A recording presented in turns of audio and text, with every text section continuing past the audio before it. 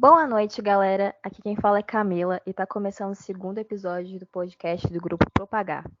O tema de hoje é autenticidade e veracidade no âmbito da ditadura militar.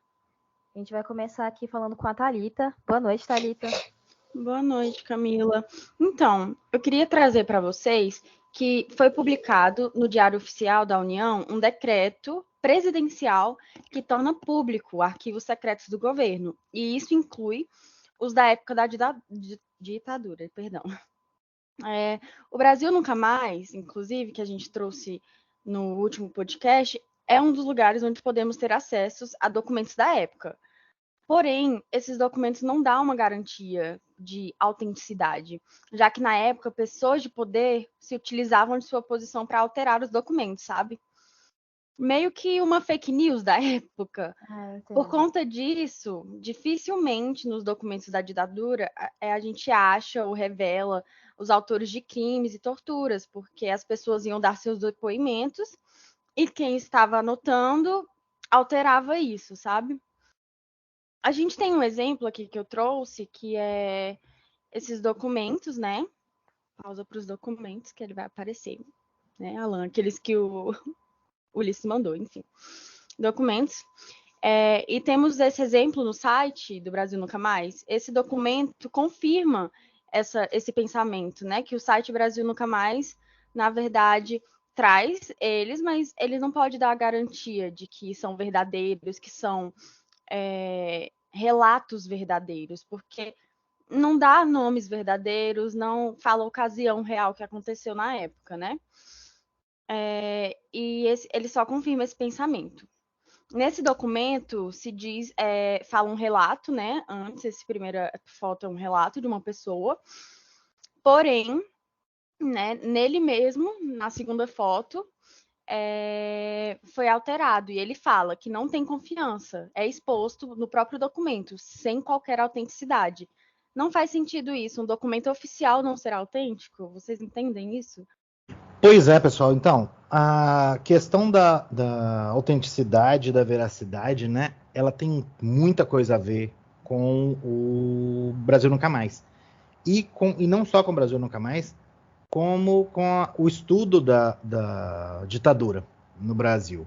Porque, se você pensar bem, os documentos que eram apresentados pelos membros, né, da Força Policial, do DOI-CODE e tal, quando eram feitos os... Como se chama? Backup? Não, fugiu completamente a palavra. Quando eram feitos os interrogatórios. Os interrogatórios. Aí o que acontecia? Eles pegavam um documento, emitiam um documento com informação falsa. Mas o documento era autêntico, porque ele era emitido pela força policial que deveria emitir, né, aquilo ali. É complexo, pode falar. Porque é um documento oficial e ele tem informação falsa. Como é que exatamente. Ele é oficial, ele é autêntico porque ele é emitido por quem de direito, só que a informação que está nele não é verídica. Mas ele só se torna oficial por ser feito na polícia militar, nesse caso? Ele se torna oficial por ele ser emitido por aquele que tem o poder de emiti-lo. Entendi. Aí, nesse caso, o documento era autêntico, porque ele era emitido por quem deveria emiti-lo, só que as informações não eram verídicas.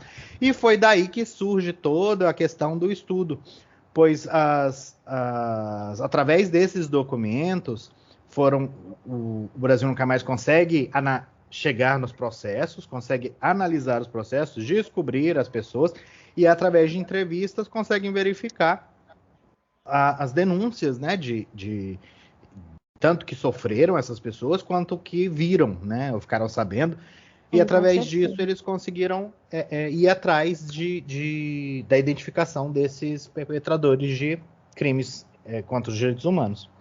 Então, é muito interessante essa questão da autenticidade e veracidade no nosso foco de estudo, que é o Brasil. O que você acha também? Boa noite, gente. É um prazer estar aqui de novo. Tô adorando esse negócio de fazer podcast. Assim, então, quando se trata de veracidade desses documentos, autenticidade, existem vários grupos sociais que acessam arquivos públicos em busca de documentos que comprovem essa perseguição, principalmente por motivação política, por terem sido tratados como criminosos na época da ditadura, inimigos do Estado, e eles procuram, sobretudo, uma comprovação documental, sabe? Algo que colabore com seu testemunho, demonstrando que, conforme, né, as autoridades públicas exigem, um enquadramento na lei da anistia. Então, como é que você vai provar, né, alguma coisa, sendo que tudo que você está falando pode ser que não seja usado, pode ser que seja, né? Mentira, né? Isso, exatamente. Então, assim, e foram inúmeras pessoas que sofreram com a ditadura, né? E você vai lá para, tipo, buscar uma forma de justiça. E chega, não, então, foi aqui adulterado, então você não... é muito injusto, né? Um pouco, como é que fala? Dá uma raiva, né? Não tem outra palavra que não seja isso. Justamente, e o pior é que isso ainda se propaga hoje em dia, né? A gente pensa que acabou, certeza. Mas não acabou, ainda continua acontecendo. Vemos aí na situação da política, né? Em 2018 a gente teve muito problema com fake news. Você pode ver agora exatamente com o Telegram sendo banido por causa disso. Assim. Exatamente. As fake news, elas só se modificaram ao longo dos anos. Então, como é que você comprova? Deu uma piorada, né? Com gente, certeza. vocês percebem que apesar de existirem muitas provas do que acontecia na ditadura militar, algumas pessoas ainda querem que a ditadura volte. Sim, é muito... Não faz sentido, né? Porque foi um período muito conturbado. Inclusive, pessoas que sofreriam com isso. Eu acho que é tipo uma lavagem cerebral, mais ou menos isso. Porque as pessoas elas veem a história e elas não acreditam como verdade. Aconteceu, inclusive, no Covid, né? A gente já viu isso acontecer. E as pessoas com o pensamento de não tomar vacina, uma coisa assim, que não é inadmissível. A gente já viu esse tipo de coisa acontecer. A gente estudou isso nas escolas. Não faz sentido para mim. Para mim também. É revoltante, né? Como uma fake news pode transformar uma realidade, né? Criar uma nova realidade, onde as pessoas simplesmente não acreditam em coisas que costumavam acreditar antes. O Brasil é o país que mais tomava vacina, sabe?